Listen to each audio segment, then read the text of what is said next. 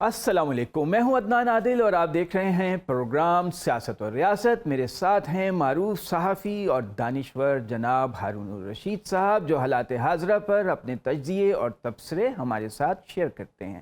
ناظرین، سیاست ایک بے رحم کھیل ہے۔ عملی سیاست میں آج کے دوست کل کے دشمن، کل کے دشمن آج کے دوست۔ ایک وقت تھا چند ماہ پہلے نون لیگ اور پیپلز پارٹی پرویز الہی کی منتیں کر رہی تھی کہ آپ ہمارے ساتھ مل کر پنجاب میں حکومت بنائیں، ہمارے وزیر اعلیٰ بن جائیں، لیکن کل رات ایک ایسا واقعہ ہوا جس نے سب کو ہلا کر رکھ دیا۔ 8 گھنٹے تک پنجاب پولیس اور اینٹی کرپشن ڈپارٹمنٹ نے پرویز الہی کے گھر پر چھاپہ مارا، ان کا گیٹ توڑا، ان کے گھر میں داخل ہوئے، ان کی عورتوں تک کو پکڑنے کی کوشش کی، ان کے ملازمین کو گرفتار کیا۔ مقصد تھا کہ چودھری پرویز الہی کو ایک کیس میں گرفتار کر لیا جائے جس کے بارے میں ان کا موقف ہے کہ ان کی لاہور ہائی کورٹ نے ضمانت قبل از گرفتاری لی ہوئی ہے۔ اس کا کیا مقصد تھا؟ کیا اس کا مقصد چودھری پرویز الہی کو دباؤ میں لا کر عمران خان سے الگ کرنا تھا، یا اس کا مقصد پی ٹی آئی اور حکومت کے درمیان جو مذاکرات ہو رہے ہیں ان کو سیبوتاژ کرنا تھا؟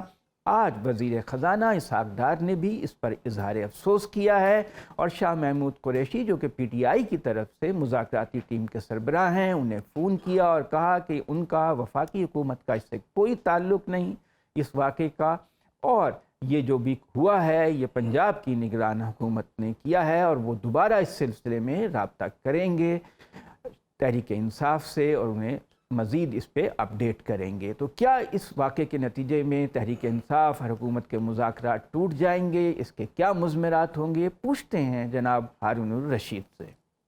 جناب دیکھیے، بات یہ ہے، ازل سے ایک طریقہ چلا ہے۔ جناب جنید بغداد جو فرماتے تھے نا، کہا جاتا ہے کہ آپ بہت کم گفتگو کرتے تھے، اور اگر 15 سے زیادہ لوگ ہو جائیں تو کہتے تھے گفتگو بند کر دیتے تھے، اور کہتے تھے کہ اب تو صرف لذت تقریر ہے، یعنی بات سمجھانے کے لیے کہنی چاہیے اور وزڈم کی بات کہنی چاہیے۔ ہماری بلڈنگ کی بیک سائڈ پر لکھا ہوا ہے کہ ہمیشہ پختہ بات کیا کرو۔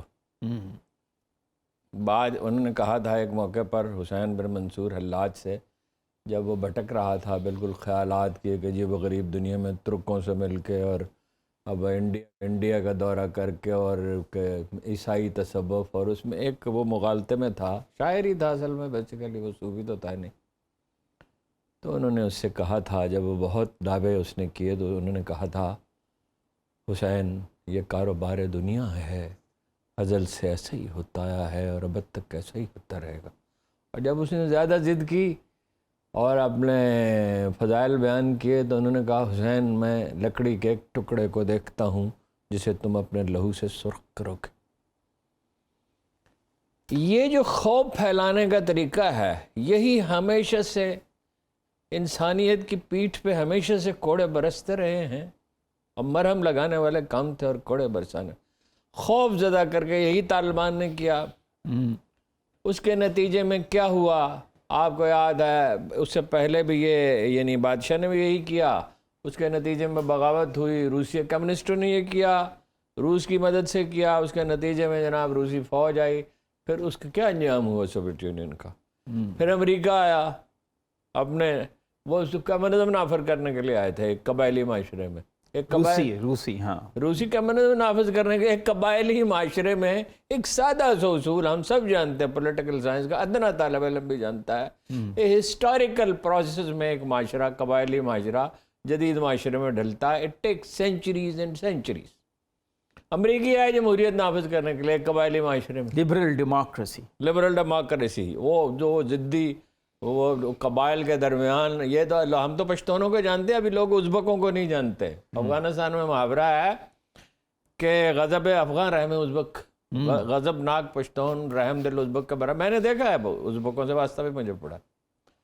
یہ جو خوف پھیلانے کا حربہ ہے، آپ ظاہر ہے اس کا بھی افسوس ہوا چودھری پرویز الہی کے ساتھ جو کیا، پھر ان پہ دہشت گردی کا مقدمہ کیا کہ انہوں نے پٹرول بم پھینکا ہے، ان کے ملازم گرفتار ہوئے، اچھا وہ تو اس کا بھی افسوس ہوا۔ میں چونکہ اس خاندان کو جانتا ہوں، ہمارے خاندان کے ان سے 50 برس کے مراسم ہیں، میرے بھائی کے خاص طور پہ مرحوم چودھری ظہور الہی سے بہت مراسم تھے، میرا بھی ان کے گھر آنا جانا بہت رہا، میں اس خاندان کی خواتین سے بھی ملا، مجھے اس کا بہت صدمہ ہوا جو خواتین کو انہوں نے نکالا، اس لیے کہ میں انہیں جانتا ہوں، بعض کے بارے میں میری معلومات ہیں، بعض سے میں ملا ہوں۔ 81 میں جب چودھری ظہور الہی کو قتل کر دیا گیا تو میں ان کی صاحبزادی سے ملا، اور میں نے ان پہ کوئی 8-9 لوگوں کے انٹرویو کیے اور کچھ چیزیں لکھی تھی۔ میں نے اپنی زندگی میں بہت کم اتنی باوقار، شائستہ اور معزز خواتین دیکھی ہیں، اور یہ میں سطحی معنوں میں نہیں کہہ رہا ہوں، مجھے معلوم ہے کہ 200-250 خاندانوں کے وہ کفالت کرتی ہیں، نیک لوگ ہیں، یعنی یہ کوئی نیکی تو ایک کمزور لفظ ہے، یعنی اتنا درد دل ہونا کہ ان کے گھروں میں جانا، ان کو کھانا مہیا کرنا، ان کے لیے رہائش کا بندوبست کرنا، ان کے بچوں کی تعلیم کا بندوبست کرنا، شادیاں، ان کی فکر مندی، یہ ایک ٹریڈیشن شروع کی تھی چودھری ظہور الہی کی بیگم نے۔ آپ نے نوٹ کیا کہ ان کی خواتین کبھی پالیٹکس میں نہیں آتی۔ مجھے ایک دفعہ چودھری شجاعت نے کہا، وہ خبر چھپی کہ ان کے باہر اسپین میں کوئی ایسٹس ہیں، انہوں نے قسم کھائی اور کہا میں حلف دیتا ہوں کہ میرے کوئی ایسٹس نہیں ہیں، اور اپنی بیگم صاحبہ کا نام لے کے کہا کہ مجھے تو اب اس نے اس کی اجازت بھی نہیں دیتی کہ میں بینک سے لون لے لوں، ٹھیک ہے۔ اچھا، ان معزز خواتین کے ساتھ جب یہ سلوک آپ نے کیا ہے تو آپ نے ایک مختار سقفی پیدا کرنے کے عوامل مہیا کر دیے۔ حبیب اکرم صاحب بھی ساتھ جی، حبیب اکرم صاحب ہمارے ساتھ، حبیب اکرم صاحب سے کرتے ہیں بھی بات۔ گزارش یہ ہے کہ آپ جی انہوں نے رشوت لی، آپ کا یہ الزام ہے، مونس لائی نے لیے، ان کے والد نے لیے، ٹھیکوں میں آپ سارے اس کے سارے ثبوت جمع کریں، عدالت میں جائیں، ان کے خلاف کارروائی کریں، اور آپ بختر بند گاڑی کے ساتھ دروازہ توڑ رہے ہیں، اور ڈائریکٹر جنرل آپ وہی ہیں جنہوں نے سپریم کورٹ پہ حملہ کیا تھا۔ آپ ناصرہ جاوید اقبال کے گھر میں، علامہ اقبال کا نام لیتے ہوئے لوگ ادب کے ساتھ یعنی جھک جاتے ہیں، ان کی بہو، ان کے دل جھک جاتے ہیں۔ کل آپ قائد اعظم کے گھر میں جا گھسیں گے، کسی کی کوئی عزت، یہ خوف پھیلانے کا جو حربہ ہے، یہ ہے 3 آدمی، یہ منتخب مزاج ہیں، نواز شریف سب سے زیادہ، ان کی صاحبزادی، اور ان کا جو ہے اسٹریٹجسٹ ہے رانا ثناء اللہ۔ یہ لوگ نہیں جانتے کہ ان چیزوں کا انجام کیا ہوتا ہے۔ 77 میں یہی ہو رہا تھا، مذاکرات ہو رہے تھے، ہوتے رہے، بھٹو صاحب 16 ملکوں کے دورے پہ نکل گئے، نتیجہ کیا نکلا؟ لوگ کہتے ہیں معاہدہ ہو گیا تھا، معاہدہ وہ ہوتا ہے جو نافذ ہو جائے، کوئی معاہدہ نہیں ہوا تھا، کوئی اعتماد قائم نہیں ہوتا۔ ایئر مارشل اظہر خان نے خط لکھ دیا، شاہ محمود نورانی اگری نہیں کرتے تھے، فوج آ گئی۔ یہ سب لوگ اپنی موت کو دعوت دے رہے، سمجھ ہی نہیں رہے سچویشن کیا ہے۔ حبیب صاحب سے بات کریں تو حبیب اکرم صاحب، آپ اگر مجھے سن سکتے ہیں، آپ کا کیا ہے، یہ کیا اس کے مقاصد ہو سکتے ہیں، کیا مضمرات ہیں جو کچھ رات کو 8 گھنٹے تک ہوا پرویز الہی صاحب کے گھر پہ؟ دیکھیے، آپ ہی کے پروگرام میں میں نے پہلے بھی عرض کیا تھا کہ جب بھی مذاکرات کی بات ہوتی ہے تو اس کے فوراً بعد ایک واقعہ ہوتا ہے، خواہ وہ پہلے ہی عمران خان صاحب کی طرف سے آفر ہو اور اس کے بعد ان کے گھر اسلام آباد پولیس 1 فائن مارننگ پر، وہ بھی سنڈے کو، وارنٹ لے کے پہنچ جاتی ہے، اور اس کے بعد آپ دیکھیے جب مذاکرات کی بات آگے بڑھتی ہے، کوئی نہ کوئی ایک ایسا ہی واقعہ پیش آتا ہے، اور آج بھی آپ دیکھ لیجئے کہ جو واقعہ پیش آیا وہ یہی تھا، یعنی جو گزشتہ رات کو پیش آیا، تو آپ وہ اس واقعے کو بھی دیکھ لیجئے کہ ادھر مذاکرات شروع ہوتے ہیں، مذاکرات کسی خاص سطح پر پہنچنے کی امید پیدا ہوتی ہے، اور یہاں پر باقاعدہ طور پر ان چودھری پرویز الہی صاحب جو اس وقت پاکستان تحریک انصاف کے صدر بھی، اور ان کے گھر پر حملہ ہو جاتا ہے، اور حملہ بھی اتنا کریہ المنظر کہ میں خود اس گھر میں کئی بار گیا ہوں، اور مجھے آج تک نہیں پتا چلا تھا کہ ان میں سے کون سا گھر چودھری شجاعت کا ہے، کون سا گھر چودھری پرویز الہی کا ہے، اور کون سا گھر کسی اور کا ہے۔ اور ان تینوں چاروں گھروں میں مختلف اوقات میں نے کبھی پریس کانفرنس اٹینڈ کی ہے، کبھی چودھری صاحبان سے ملا ہوں، کبھی وہاں پہ کھانا کھایا ہے، بلکہ جو خود ہارون صاحب اور میں وہاں پہ کئی دفعہ گئے اس گھر میں، اور مجھے کبھی سمجھ نہیں آئی کہ ہمیں ہمیشہ ایک آدمی ہوتا تھا جو اٹینڈنٹ ہمیں لے جاتا تھا۔ مجھے یہ بات کل مجھ میں منکشف ہوئی کہ اس میں یہ حصہ، اس گھر کا یہ حصہ جو ہے وہ چودھری پرویز الہی سے بلونگ کرتا ہے، اور وہ گھر کا حصہ ہے، وہ 2 گھر نہیں ہے، چودھری شجاعت صاحب کا گھر اور جو چودھری پرویز الہی صاحب کا گھر ہے، وہ ایک ہی گھر کے 2 حصے ہیں۔ تو گویا جو کل حملہ ہوا ہے وہ چودھری پرویز الہی کے گھر پر اگر ہوا ہے तो वो बाकायदा तौर पर चौधरी शुजात हुसैन के घर लेकिन भी हुआ है। उन्होंने कोई मजम्मत नहीं की चौधरी शुजात ने या उनके बच्चों ने अभी तक। देखिए, अब अगर उनके दरमियान उनके बाहमी ताल्लुकात अगर इस कदर खराब हो चुके हैं कि अपने घर पर हमला भी वो बर्दाश्त कर रहे हैं, तो जाहिर है इस बारे में तो कोई कुछ नहीं कर सकता, वो तो घर वालों का आपस का मामला है। लेकिन कल जिस हिस्से का दरवाजा टूटा हुआ मैंने अपनी आंखों से देखा, मैं रात को इत्तेफाक से वही था, तो वो तो चौधरी शुजात हुसैन का घर था। यानी वहीं पे चौधरी शुजात हुसैन साहब के साहबजादे के हाथ पर चोट आई। और तलाश किसकी थी? चौधरी परवेज इलाही की। गोया पुलिस वालों को ये भी पता नहीं, हत्ता के पुलिस वालों को नहीं पता था कि घर के किस हिस्से में कौन रहता है। हबीब साहब, आपको ये लगता है कि नून लीग में कुछ दो धड़े हैं, एक चाहता है मुज़ाकरात हों और कामयाब हो जाएं और दूसरा उनको नाकाम बनाने के लिए इस किस्म के वाक़यात जो है वो करवा रहा है? देखिए, मुझे ऐसा लगता है कि सिर्फ नून लीग की हद तक ही नहीं, नून लीग के हर किस्म के हमायतियों में भी शायद कुछ ना कुछ लोग ऐसे मौजूद हैं जो ये समझते हैं कि मुज़ाकरात की कामयाबी दरअसल उनकी नाकामी होगी। तो इस तरह के लोग जो हैं, जाहिर है वो इतने बारसूख और मुअस्सर तो हो सकते हैं ना कि वो सूबाई मशीनरी को अपनी मर्जी से हरकत में ले आए। और इस पर्टिकुलर केस में मैं आपको अर्ज करूं कि पहले भी जब इमरान खान साहब के घर पर हमला हुआ था, तो उसमें अता तारड़ साहब इस राय के हामिल थे कि उनके घर के अंदर घुस के इमरान खान साहब को गिरफ्तार करने की कोशिश करनी चाहिए।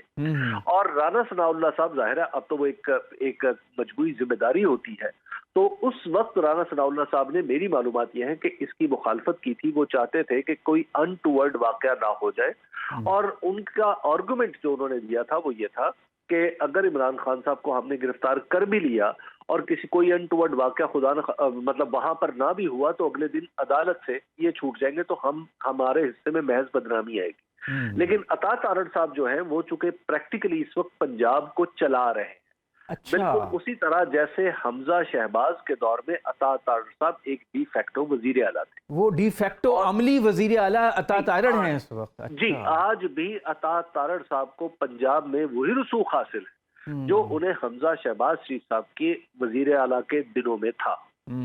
तो उज़्लो नसब है, जो ट्रांसफर पोस्टिंग्स हैं, उन सब में अता तारड़ साहब का जो इशारा अबरू है वो काम करता है। तो अब आप अंदाजा लगा सकते हैं कि किस तरीके से यहाँ पर मशीनरी, जो हुकूमती मशीनरी है, वो चल रही है। तो क्या तहरीक इंसाफ को इस वाक़े पे मुश्तइल होकर अब मुज़ाकरात रोक देने चाहिए, या इस पे तसब्र तहम्मुल करके बुर्दबारी से मुज़ाकरात जारी रखने चाहिए ताकि ये अज़ाइम नाकाम हों लोगों के? देखिए, इस तरह का जो मामला है ये काफी कॉम्प्लेक्स है। अब मसला ये है कि क्या चौधरी परवेज इलाही साहब के साथ और पंजाब के जो वजीर आला है, अब आप जरा तसव्वुर कीजिए सूरत हाल क्या है। पंजाब के वजीर आला की रिश्तेदारी है चौधरी परवेज इलाही साहब के साथ एक लिहाज, एक खास मोहसिन नकवी साहब की जो निगरान वजीर आला है। जी जी। अच्छा, इसके बावजूद चलिए सियासी इख्तलाफात होते रहते हैं, भाइयों के दरमियान में भी हो जाते हैं, लेकिन क्या वो सियासी इख्तलाफात इस हद तक पहुंच गए हैं कि उनका रिश्तेदार वजीर आला अपने साबिक वजीर आला बुजुर्ग के घर पर हमलावर हो जाए? ये कुछ मामूली बात नहीं। इसका मतलब यह है कि कोई ऐसी ताकत है जो जिसके इशारा है, और वो मोहसिन नकवी साहब इस वक्त मुल्क में नहीं है। जी जी। तो कैसे आखिर ये सारी मशीनरी यूं हरकत में आ गई कि कल रात को जब मैं उनके घर गया, तो वो चूंकि सारे घरों का जो लॉन है वो एक ही है, और वहां पे एसपी साहिबा जो है अमारा शिराजी साहिबा, उनकी कमांड में जिस तरह पुलिस बाकायदा हमलावर थी, वो अनयूजुअल वाकया था। और डायरेक्टर जनरल एंटी करप्शन खुद मौजूद थे। जी, खुद वहां पे मौजूद थे। तो अब और फिर वो सहाफियों से बाकायदा तौर पर दौड़ रहे थे। यानी सहाफी वहां पे जितने भी अखबार नवीस मौजूद थे, टीवी के रिपोर्टर्स मौजूद थे, कोई हम जैसे लोग मौजूद थे, वहां पर बाकायदा तौर पर उनसे गुरेज किया जा रहा। बास को धक्के भी पड़े, बास को मारा भी गया। मैंने खुद बात करने की कोशिश की पुलिस के लोगों से, और पुलिस के निचले लोग तो जाहिर है वो अब बताते हैं कि जनाब ये हमारे अफसर हैं, और इतनी शदीद हदायत थी कि नीचे के जो लोग थे, वो जो हमें जानते भी है, जिनके साथ जाहिर है हमने रिपोर्टिंग की, उनसे बातचीत होती रहती है, वो भी हमें मुंह नहीं लगा रहे थे अपने अफसरों के सामने कि कहीं ऐसा ना हो कि उनकी यही हरकत जो है वो काबिल गिरफ्त बन जाए। तो ये कोई मामूली वाक़या नहीं। तो लिहाजा इस वाक़े का असर अगर یہ ہوتا ہے کہ مذاکرات روک دیے جاتے ہیں تو یہ ایک اس کا نیچرل اثر ہوگا. بہت شکریہ آپ کا حبیب اکرم صاحب، آپ کے وقت کا، آپ کے قیمتی وقت کا، آپ کے جی ہارون صاحب وہ تو کہہ رہے ہیں دیکھیے وہ جو بات اس نے کہی ہے نا مصطفیٰ نواز کھوکھر نے کہ یہ واقعہ انہیں یاد آئے گا ایک دن. بات یہ ہے جب آپ نے سپریم کورٹ پہ حملہ کیا تھا اس وقت تو آپ یہ سمجھ رہے تھے نا ہم نے بڑی کامیابی حاصل کر لیا تھا. اللہ تارڑ صاحب کہتے بھی ہیں اس وقت تو ایک تارڑ تھا، اب 2 تارڑ ہیں، یعنی میں اور وزیر قانون، اور مکھی برابر انہیں قانون کی اور آئین کی اور اخلاقی روایات کی پرواہ نہیں ہے. فیکٹو چیف منسٹر بنے ہوئے ہیں اور بنے رہے ہیں چیف منسٹر. اس طرح کے بطیرے چیف منسٹر جو ہیں وہ اپنا قبرستانوں میں سو رہے ہیں، جن کو یہ جو طاقت کا نشہ جو ہے وہ چڑھ جاتا ہے. نشہ خودی کا چڑھا آپ میں رہا نہ گیا. نشہ خودی کا چڑھا آپ میں رہا نہ گیا. خدا بنے تھے یگانا مگر بنا نہ گیا. آپ کو پتہ نا یگانا غالب کی بڑی یاس یگانا چنگیزی بڑے غالب کی بڑی مذمت کرتے تھے، اور آخر میں کہا کہ صلح کر لو یگانا غالب سے، وہ بھی استاد تم بھی استاد وہ بھی ایک استاد. وہ یہ جو طاقت کا نشہ سر پہ سوار ہوتا ہے نا، طاقت جو ہے وہ پاگل کرتی ہے، ہوش و آواز گم کرتی ہے. میں ہمیشہ آپ کو امام شافعی رحمۃ اللہ علیہ کا قول سناتا ہوں، کیا صاحب فراست آدمی پیدا ہوا تھا. کہا جاتا ہے کہ تاریخ انسانی میں کسی شخص کے جنازے میں اتنے لوگ شریک نہیں ہوئے. نجیب بھی بہت تھے اور فراست بھی کمال درجے کی تھی. تو آپ فرماتے تھے میں یہ تو مان سکتا ہوں کہ کسی نے شراب پی اور وہ نشے میں نہ ہو، مگر یہ نہیں مان سکتا کہ کسی کو اقتدار حاصل ہو اور وہ نشے میں نہ ہو. یہ اقبال نے بھی کہا نا، اے صاحب نظرہ نشہ قوت ہے خطرناک. یہ جب دیکھیں نا امریکہ نے 200 اڈے بنا لیا، 750 بلین ڈالر بھی خرچ کرتا ہے ان پہ، نتیجہ کیا ہے؟ نتیجہ پسپائی ہے. ہر روز چین ایک قدم آگے بڑھ جاتا ہے. ایران اور سعودی عرب کی صلح کرا دی تو یہ ناممکنات میں سمجھی جا رہی تھی. ٹھیک ہے، خدائی نہیں نصیب ہو سکتی انسانوں کو. خدا صرف ایک ہے، اس دنیا کا صرف ایک مالک ہے.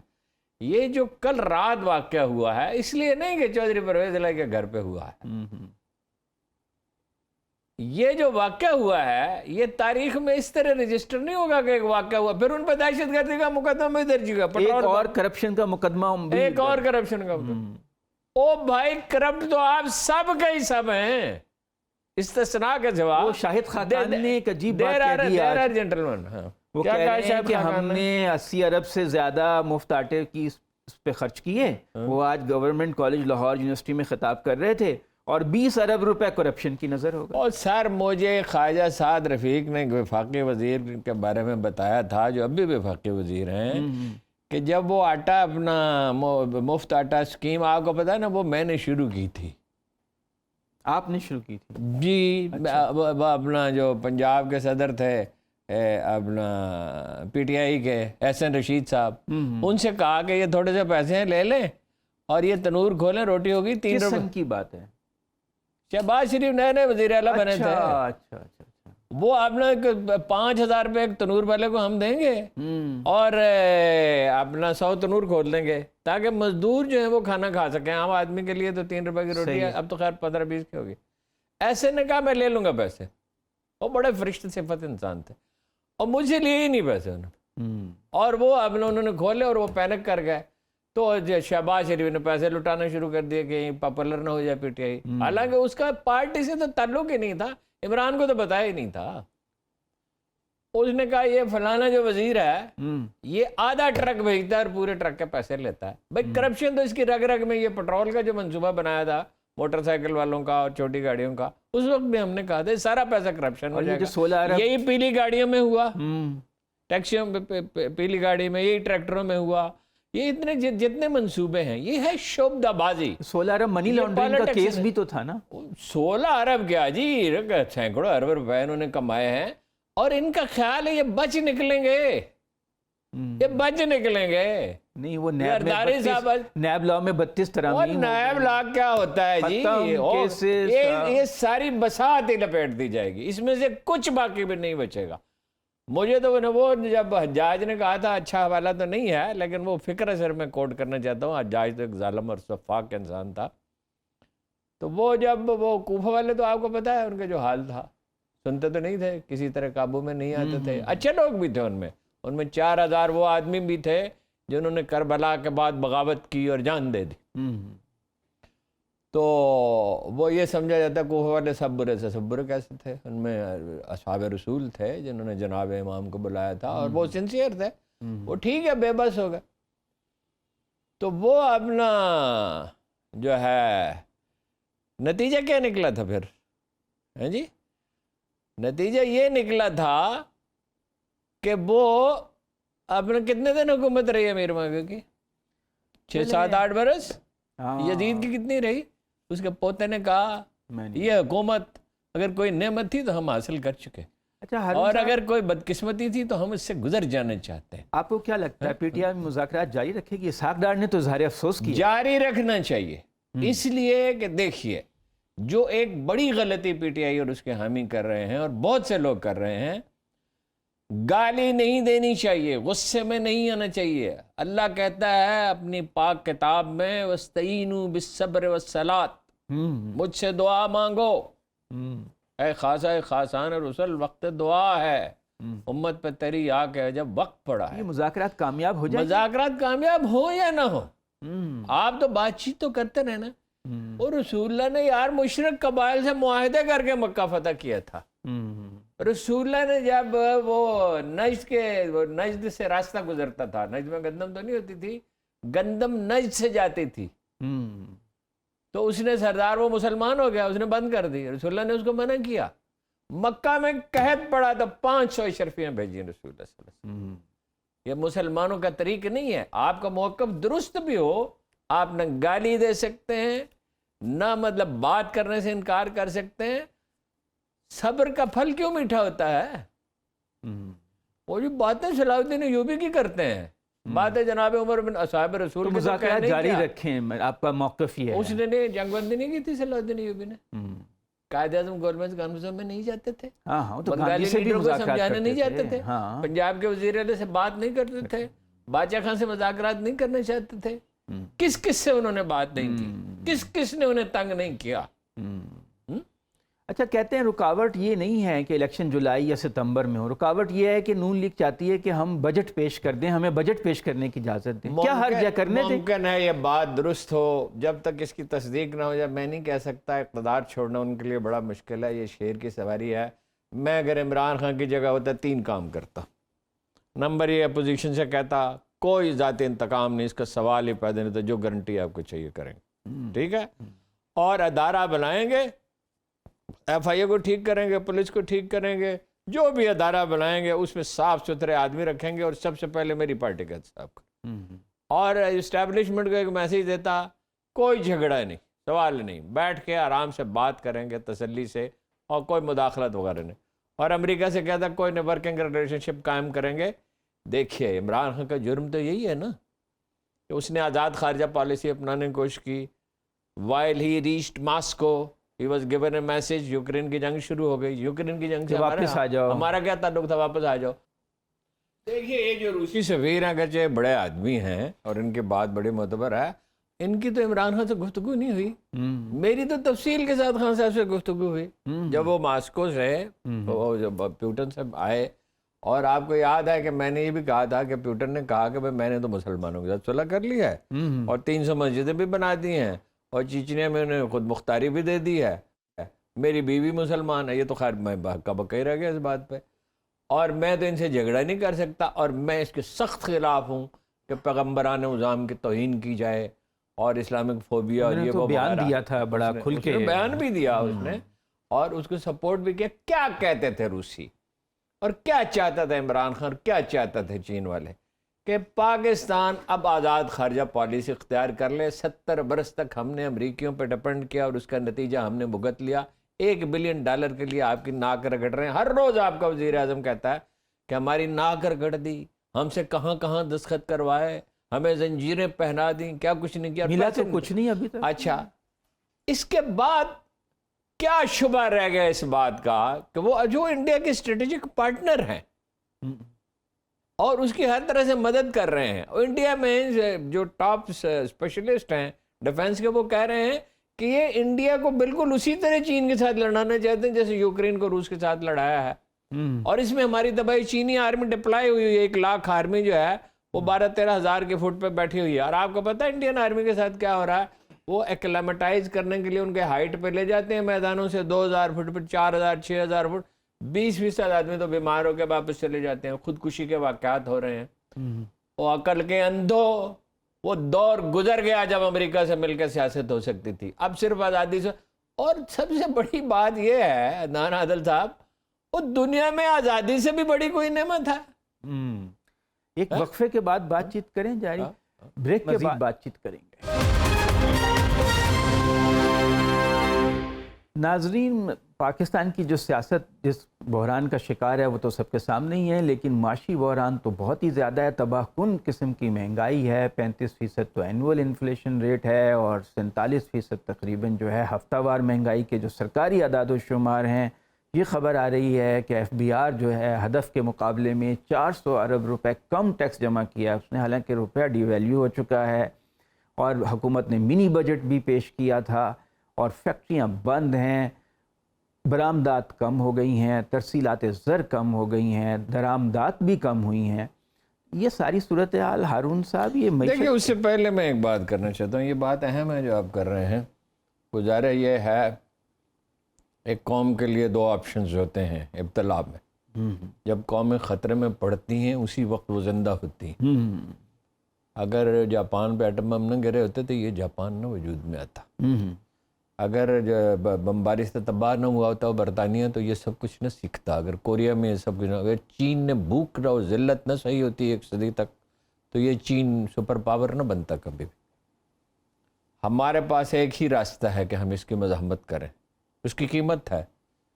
لوگ جو ہیں ان کو تکلیف پہنچے گی، ان پہ حملے ہوں گے، گرفتار ہوں گے، قتل بھی کیے جا سکتے ہیں. ایک دن کم از کم ایسا دیکھیے، اس ملک کا بڑا پوٹینشل ہے. یہ $50 بلین آئی ٹی میں کما سکتا ہے. صرف اتنا کریں کہ اسکولوں میں، کالجوں میں، یونیورسٹیوں میں ہر جگہ آئی ٹی کی تعلیم دینے شروع کریں. الیکٹرانکس میں جا سکتے ہیں. بزنس کرنے کی آزادی مہیا ہو، یہ خوف دور ہو، یہ بے یقینی ختم ہو. ایک دن ایسا آنا چاہیے. اور وہ میں پی ٹی آئی کو نہیں کہہ رہا، میں لوگوں سے کہہ رہا ہوں. اور یہ تو آپ کو پتا ہے، میں مستقل کہتا ہوں نہ گالی نہ تشدد. ایک پتا بھی نہیں ٹوٹنا چاہیے درخت کا، گملہ میں نہیں. ایک دن شاہراہ فیصل اسلام آباد کی بھی بند ہو، کراچی کی بھی بند ہو، اور مال روڈ بھی بند ہو، اور لوگ بیٹھ جائیں اور یہ کہیں کوئی ناروا مطالبہ نہیں، کسی سے کوئی انتقام نہیں، کہ ہمیں ہمارا حق چاہیے ووٹ ڈالنے کا، ہمیں فیئر اینڈ فری الیکشن چاہیے. ان لوگوں کو سمجھ ہی نہیں آ رہی ہے کہ دنیا بدل چکی ہے. حالت یہ ہے، آپ نے سب کچھ کر کے دیکھ لیا. 400 ارب روپے کا کیا مطلب ہے ٹیکس کم ہے جب ڈیوٹیز ہی نہیں ہے، امپورٹ ہی نہیں ہو رہی. اچھا آپ کا FBR وہ ہے، وہ ٹھیک کہتے ہیں اپنا شاید خاقان عباسی صاحب. آپ کا FBR جو ہے وہ پیسے تو وہ اپنے گھر لے جاتے ہیں افسر. وہ 1 کروڑ روپے رشوت لیتے ہیں اور یعنی سرکاری خزانے کو 10 کروڑ سے محروم کر دیتے ہیں. اس سے دگنا ٹیکس ہونا چاہیے. آپ کے ہسپتالوں میں حالت یہ ہے کہ کسی مریض کا کوئی علاج نہیں ہوتا، ڈاکٹر جو ہے وہ گھروں میں پریکٹس کر. آپ کے تعلیمی نظام کا عالم یہ ہے کہ وہاں سے جاہل نکل رہے ہیں جو اردو کی سادہ عبارت نہیں لکھ سکتے. اسی طرح کے بچے ہوتے ہیں جو امریکہ میں پڑھتے ہیں، جاپان میں پڑھتے ہیں، اپنا ملائیشیا میں پڑھتے ہیں، سنگاپور کی کیا اکانومی ہے جی؟ سنگاپور کے پاس کون سا پانی ہے جی؟ ہمارے پاس دنیا کا سب سے بڑا نہری نظام ہے. کون سی زرعی زمین ہے جی آسٹریلیا کے پاس؟ ہیومن ریسورس سب سے اہم ہے زندگی میں. آدمی اہم ہے، اس پہ انویسٹمنٹ کرنی چاہیے. ایک آدمی اٹھتا ہے اور دنیا، ایک آدمی آئنسٹائن، ایک اس کے کندھوں پہ 2 سر تو نہیں تھے. اسی طرح جب دنیا پہ 1000 برس ہم نے، ابھی تو 1 صدی پہلے کی بات ہے، سلطنت عثمانیہ موجود تھی اور امریکی ٹیکس پے کرتے تھے ترکی کے ساحلوں پر سے گزرنے کے لیے. ٹھیک ہے، پھر ہم نے علم کو چھوڑ دیا، جہالت میں مبتلا ہو گئے. یہی اسپین میں ہوا تھا، یہی ترکی میں ہوا تھا. ذہنی پسماندگی اور جہالت اور بے بسی اس کے نتیجے میں پیدا ہونے والی. آزاد لوگ ہی دنیا میں ترقی کرتے ہیں. ویسے ہارون صاحب ایک طرف تو بڑی معاشی تنگی ہے، دوسری طرف وزیر اعظم نے ظہرانہ دیا ارکان اسمبلی کو، 6 ڈشیں تھیں، 3 قسم کے میٹھے کھانے تھے، کسی کی حد نہیں ہے، اتنا عالی شان کفایت-شاری مہم 6 کھانے 3 سویٹ ڈشز، جی کمال ہے، اتنی بے حسی آ کیسے جاتی ہے آدمی میں؟ آدمی کے بچے بھوکے ہوں، بیوی بھوکی ہو، اس کے ماں باپ بھوکے ہوں، اور وہ ضیافت اڑا رہا ہو کسی جگہ پہ، وزیر اعظم قوم کے باپ کی طرح ہوتا ہے، یہ اتنے کھانے جو ہیں اس کا مطلب کیا ہے؟ اس نے کہا، خمینی نے اپنی کیبنٹ سے کہا ادھر کم آؤ، تو وہاں ایک جو اتفاق سے میرا ایک جاننے والا موجود تھا جو بعد میں مجھے ملا، اس نے کہا نان، آپ کو پتا ویسے یوزلی وہ چاول کھاتے ہیں، خمینی نان منگوائے اور اپنا سیخ کباب منگوائے جو ان کا معمول کا کھانا ہے۔ میں نے کہا کتنے پیسے خرچ ہوئے؟ کیبنٹ کی دعوت، کیبنٹ کی، حالانکہ مہمان پہ خرچ کرنے میں کوئی حرج نہیں ہے، 25 تومان۔ یہی قائد اعظم کرتے تھے، انہوں نے کہا چائے، انہوں نے کہا اپنے گھر سے چائے پی کے آیا کریں اور گھر جا کے پیا کریں، ٹھیک ہے؟ کوئی کھانے کا بندوبست گورنر جنرل ہاؤس میں نہیں ہوتا تھا سوائے غیر ملک کے مہمانوں کے لیے، اور وہ بھی کفایت شاری۔ اس میں تو باربیکیو بھی تھا ہارون صاحب، اور یہ باربیکیو کیا، کفایت شاری کی انہوں نے، وہ لے گئے تھے اپنا جہاز، انہوں نے بھیجا تھا، ہنری کیسنجر کے ساتھ مذاکرات تھے بھٹو صاحب کے، انہوں نے جہاز بھیجا، پاکستان سے کالے تیتر منگوائے، اور منگوا کے وہ پکا کے اس کے سامنے، اس نے آنکھ اٹھا کے بھی نہیں دیکھا، اور وہ بات کرتا رہا۔ وہ یہ کیا کھانا پینا ہے زندگی کا مقصد؟ کسی طرح ان کے پیٹ بھرتا ہی نہیں ہے۔ ہمارا زور کھانے ہوتا ہے ویسے۔ جناب رسالت مآب نے فرمایا صرف قبر کی مٹی ہی آدمی کا پیٹ بھر سکتی، لالچی آدمی کا پیٹ بھر سکتی۔ ان کو پتہ ہی نہیں ان کے بہت تھوڑے دن باقی ہیں۔ ہاں لیکن اس وقت تک اب یہ دیکھیں آئی ایم ایف سے معاہدہ ہی نہیں ہو رہا، یہ کئی مہینوں سے کہہ رہے ہیں آئی ایم ایف سے لیٹ کے تو معاہدہ نہیں نہ ہو سکتا۔ آپ آئی ایم ایف سے کہیں خودداری کے ساتھ بات کریں، خودداری کا مطلب تکبر نہیں ہوتا، خودداری کے ساتھ بات کریں، ہم ایک ملک ہے 23 کروڑ، نہیں وہ کہتے ہیں کہ آپ اپنا ٹیکس تو اکٹھا کریں، ہم سے پیسے بعد میں مانگیں، ٹھیک ہے۔ اور امریکہ، اچھا ہم مر گئے، 70-80% انفلیشن ہو گئی 2 سال میں، اتنی مہنگائی، 6% ترقی ہو رہی تھی، اور یہ ٹیکسٹائل کا ایسا بوم تھا فیصل آباد میں، کراچی میں، اس کے بعد بھی تو ہم زندہ ہیں نا، مرے تو نہیں ہے نا۔ شاہ فیصل نے لیکن فیکٹریاں بند ہیں، بے روزگاری عام ہے، ہم زندہ ہیں نا، زندہ کیا ہے؟ بات تو سنیں، ہم زندہ ہیں نا، زندہ لوگ کچھ نہ کچھ تو کر سکتے ہیں۔ اور بھیک مانگ کے کوئی قوم، کبھی کوئی شخص آنریبل زندگی گزار سکا ہے بھیک مانگ کے؟ کوئی قوم بھیک مانگ کے زندگی گزار سکتی ہے؟ اس نے ہنری کیسنجر سے کہا، فیصل نے، بے شک قتل ہو گیا، اس نے کہا فیصل، اس نے کیسنجر سے کہا یہ کھجوریں اور یہ کعبہ اور یہ اونٹنی کا دودھ، ہزاروں برس ہم نے اس پہ سروائیو کیا ہے، اور آپ کو پتہ تیل بند کر دیا، ہوش ٹھکانے آ گئے۔ ابھی روسیوں نے تیل بند کر دیا نا یورپ کا، اور گیس بند کر دی 40% جو اس کو دیتے تھے، اور کہا ایشیا کو دیں گے، ابھی پاکستان کو دے رہے۔ یہ بزدل، یہ روس سے تیل لیتے، ہم $3 بلین بچا چکے ہوتے اب تک، کم از تو کم نہیں لیا نا، اب لے رہے ہیں، اب شروع کر دیا ہے۔ ویسے عالمی بینک کی رپورٹ ہے کہ پاکستان میں 83% خاندان غریب ہیں جن کی آمدن روزانہ $2 سے بھی کم ہے۔ اور سر یہ تو دیکھیں نا، یہ نماز عصر کا وقت ہے، یہ گھڑی ہے دن کے زوال کی، وہ قیامتیں جو گزر گئی تھی، امانتیں کئی سال کی، جو ہم نے کیا شروع سے 22 ارب روپے کا مطلب ہے اس وقت 3 روپے سے کم کا ڈالر تھا، $7 بلین کے ایسٹس تھے، مغربی پاکستان میں 3 کروڑ کی آبادی تھی، جو ہندو یہاں چھوڑ گئے تھے، اس کا کیا ہوا؟ وہاں سے لوٹ مار شروع ہوئی، آپ نے کوئی انڈسٹری کی بنیاد نہیں رکھی، ایوب خان نے تھوڑا سا کام کیا، آپ نے تعلیم پہ توجہ نہیں دی۔ اس زمانے میں تو اسکول قدرے بہتر تھے، لیکن وقت گزرنے کے ساتھ ہر چیز برباد ہوتی، پھر آپ نے نیشنلائز کیا، جو تجربہ ساری دنیا میں ناکام ہو چکا تھا۔ یہ تو ان غلطیوں کا نتیجہ ہے نا۔ دیکھیے صاف قرآن مجید کہتا ہے لیس للانسان الا ما سعی، رونے سے تو نہیں تقدیر بدلتی، لوگ کھڑے ہو شائستگی کے ساتھ، گالم گلوچ کے ساتھ نہیں، دھمکی کے ساتھ نہیں، تشدد کے ساتھ نہیں، تو دیکھیں تو کیا ہوتا ہے، بڑے بڑے فرائن جو ہیں وہ اپنا جھک جاتے ہیں. یہ کیا چیز ہے؟ آپ حافظ نعیم صاحب ہمارے ساتھ ہیں؟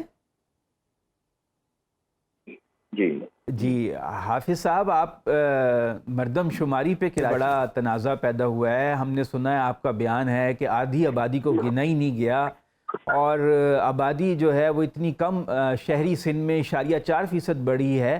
تو آپ بتائیے کہ یہ کیسے ممکن ہے؟ مطلب کچھ بات سمجھ نہیں آ رہی کہ اتنے لوگوں کو کیسے آپ کر رہا ہے جی یہ، اور کس طرح اس کا بندوبست کیا؟ اچھا دیکھیں یہ مردم شماری بنیادی طور پر کام ہے پاکستان بیورو آف اسٹیٹسٹکس کا، لیکن یہ فیڈرل لیجسلیٹو لسٹ 2 میں آتی ہے، جس میں وفاقی حکومت اور صوبائی حکومت دونوں اس کی ذمہ دار ہوتی ہیں. وفاق کا زیادہ کام ہوتا ہے، صوبائی حکومتیں تعاون کرتی ہیں خانہ شماری میں اور عملہ فراہم کرتی ہیں. مسئلہ یہ ہو رہا ہے کہ یہ بات میں نہیں کہہ رہا ہوں، جو اب اعتراضات ہوئے ہیں اور جو پی بی ایس کی ٹیم آئی ہے، انہوں نے کامبنگ آپریشن کیا، یہاں پر 30 رکنی ٹیم آئی تھی، اس نے یہ بات بتائی کہ یہاں 32,000 بلڈنگیں ہیں کراچی میں ہائی رائز. 32,000 جی، پورے ملک میں 41,000 ہیں، کراچی میں 32,000. میرے حساب سے زیادہ ہے، لیکن چلے میں ان کا نمبر لے لیتا ہوں. ٹھیک ہے. ان 32,000 بلڈنگوں میں اکثریت میں یہ ہوا ہے کہ 2 فلور کر لیے، 1 فلور کر لیا، کسی میں پورے نہیں آئے اور باقی میں خانہ شماری ہی نہیں ہوئی. یہ میرا نہیں، ان کا کہنا ہے. اچھا. آبادیوں ایسی ہیں کچی آبادیوں میں جس میں خانہ شماری نہیں ہوئی. پھر جس کی خانہ شماری ہو گئی ہے اس کی مردم شماری نہیں ہوئی. ہم نے ایک پورٹل بنایا، اس میں ایک سروے کیا، اس سروے میں ہزاروں لوگوں نے اپنا اندراج کروایا، اور اس سروے سے ہمیں یہ بات پتہ چلی کہ جو بات ہم کر رہے ہیں وہ کوئی ایسی لوجیکل نہیں ہے. ایسا ہی ہے کہ تقریباً اس وقت بھی 40% سے زیادہ آبادی کاؤنٹ نہیں ہوئی ہے. یہ جان بوجھ کے کیا ہے یا نااہلی ہے، کام چوری ہے؟ ماشاءاللہ دونوں میں مقابلہ ہے، اور نااہل تو ہیں ہی، لیکن جان بوجھ کے اس لیے ہو رہا ہے. 2017 میں یہ مینول مردم شماری ہوئی تھی، اور مردم شماری کے جو نتائج تھے اس کو قبول نہیں کیا گیا تھا. تو یہ طے ہوا تھا کہ 5% شماریاتی بلاک ری اوپن کیے جائیں گے. وہ نہیں ہوا. یہ نون لیگ کے زمانے میں ہوئی تھی. پھر پی ٹی آئی حکومت میں آئی اور ایم کیو ایم اس کی اتحادی تھی. ہم نے کہا کہ اس کو کلعدم کریں. ہم انہوں نے کلعدم نہیں کیا، اس کی منظوری دے دی، اور منظوری دے کر یہ کہا کہ ہم دوبارہ کرائیں گے. ہم نے کہا کہ یہ بہت غلط طریقہ ہے. بیس لائن 2017 بن جائے گی اور قانونی طور پر ہم آدھے ہو جائیں گے، لیکن انہوں نے ہماری بات نہیں سنی اور انہوں نے اس کی منظوری دے دی، اور اس کے نتیجے میں پھر یہ ہوا. اب وہ اسی بیس لائن کے اوپر چل رہے ہیں. میں یہ سمجھتا ہوں کہ بجلی کے میٹر چیک کر لیجئے، گیس کے میٹر چیک کر لیجئے. 1 میٹر کتنے گھروں کو کور کرتا ہے؟ گیس کا میٹر کراچی میں ایٹ لیسٹ 2.5 سے 3 گھروں کو، ہاؤس ہولڈ کو کور کرتا ہے ایک ریزیڈینشل میٹر. میری بات اگر غلط ہو تو آپ ایس ایس پی سی سے کاؤنٹر چیک کر لیں. کل کتنے میٹر ہیں؟ ایک ہاؤس ہولڈ میں 5.5-6 بندے ہیں. تو آپ اندازہ کر لیجئے کہ سیدھا حساب ہے 23 لاکھ بجلی گیس کے میٹر ہیں، اور تقریباً 30 لاکھ بجلی کے ریزیڈینشل میٹر ہیں. 30 لاکھ. اور بجلی کا میٹر جو ہے وہ 1.5 ہاؤس ہولڈ کو کور کرتا ہے، کیونکہ بہت ساری جگہوں پہ لوگ کمبائنڈ بھی چل رہے ہوتے ہیں، کچی آبادیوں میں، فلیٹوں میں، ادھر ادھر. اس کے حساب سے بھی ہم 3 کروڑ سے زیادہ ہیں. ڈیموگرافرز کے حساب سے بھی ہم 3 کروڑ سے زیادہ ہیں. ماسٹر پلان جتنے بنے اس کے اندازے سے بھی ہیں، تھنک ٹینکس کی رپورٹ میں بھی ہیں.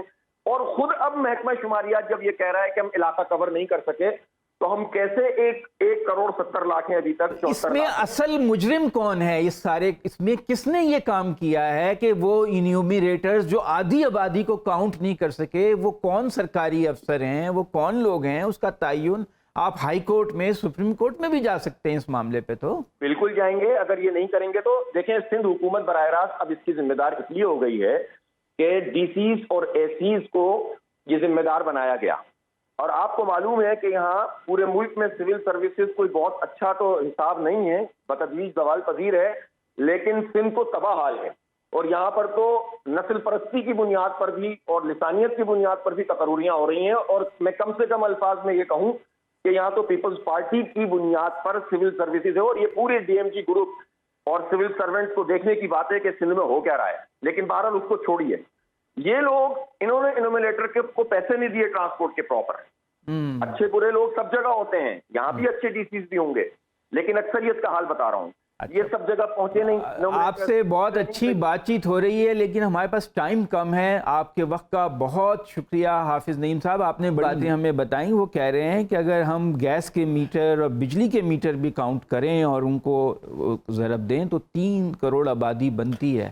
اور یہ وہ جو 33 لاکھ انہوں نے بتایا اور انہوں نے کہا کہ بجلی کا ایک جو کنیکشن ہے وہ 1.5 ہاؤس ہولڈ وہ کرتا ہے, یعنی مل کے لوگ کر لیتے ہیں. بہت سے جو ایسے ہیں وہ 7 والوں سے بجلی لے لیتے ہیں اس میں. تو یہ آبادی بننی چاہیے صرف اس کی بنیاد پر 2.25 کروڑ بننی چاہیے. ٹھیک ہے نا جی. کراچی ایک یرغمال شہر ہے, اس کا پانی ہائیڈرنٹس پہ وہ ڈال کے اس میں بیچا جاتا ہے. حتیٰ کہ بریک کا بار بار کہہ رہے ہیں جی بریک لے لیں پھر یہ بات جاری رکھیں. بریک کے بعد ہم اپنی بات چیت جاری رکھیں. ناظرین, آپ کو جیسے کہ ہم نے شروع میں ڈسکشن کی کہ رات کو پرویز الہی صاحب جو کہ فارمر چیف منسٹر ہیں, ان کے گھر پہ 8 گھنٹے تک پولیس اور اینٹی کرپشن ڈپارٹمنٹ نے کارروائی کی اور اس پہ آج اظہار افسوس بھی کیا ہے وزیر خزانہ اسحاق ڈار نے ٹیلی فون کر کے شاہ محمود قریشی پہ. لیکن اس کے باوجود آج پھر پولیس کی بھاری تعداد جو ہے وہ چودھری پرویز الہی کے گھر کے باہر موجود ہے. اس وقت بھی گشت کر رہی ہے.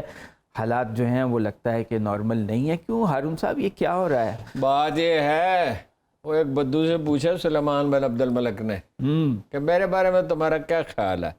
اس نے کہا تم عرصہ ہوا تم تو مر چکے ہو. اس نے کہا میں سلیمان بن عبد الملک ہوں, یہاں تخت پہ بیٹھا ہوں, تم سے کہہ رہا ہوں کہ میرے بارے میں تمہاری رائے کیا ہے. اس نے کہا تم اس دن مر گئے تھے جس دن تم نے اپنے ایک قریبی عزیز کو پناہ کا وعدہ کر کے اپنے محل میں پناہ دی اور اس کے بعد اسے قتل کر ڈالا.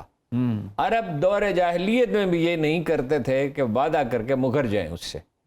بات یہ ہے ان کی مہلت ہو گئی ختم.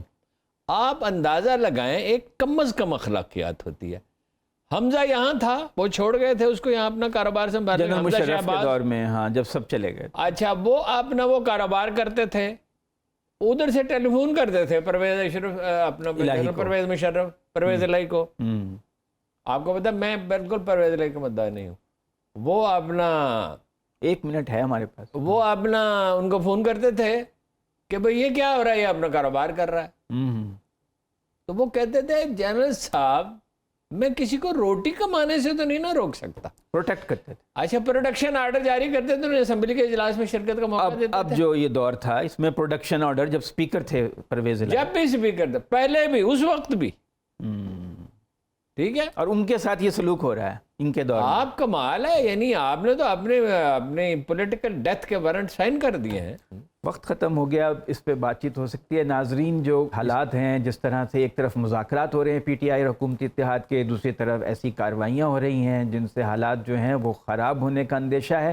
بہرحال دعا کرنی چاہیے کہ ملک جو ہے آئین اور قانون کی راہ پہ چلتا رہے اور پاکستان کی جو سیاسی جماعتیں ہیں کوئی رستہ نکالیں تاکہ ملک جمہوریت اور آئین کے مطابق آگے بڑھے, ملک ترقی کرے اور جو سیاسی بے یقینی ہے وہ ختم ہو سکے. کل 8:03 پہ اپنے شو سیاست اور ریاست کے ساتھ دوبارہ حاضر ہوں گے. خدا حافظ.